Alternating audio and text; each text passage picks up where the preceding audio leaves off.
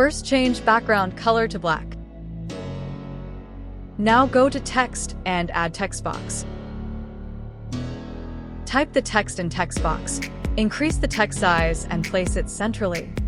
Go to font and select Font League Spartan. Go to element and type $note. Go to photos.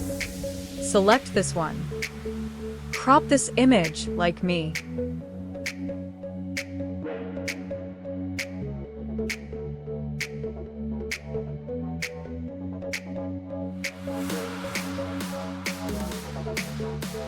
Add stroke weight.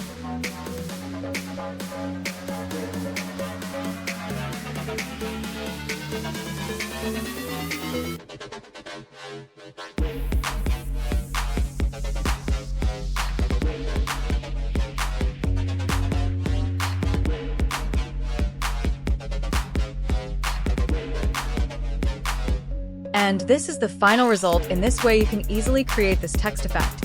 And if you want a tutorial on thumbnail design, then watch this playlist. And if you found this tutorial helpful, don't forget to give up a thumbs up and subscribe for more content like this.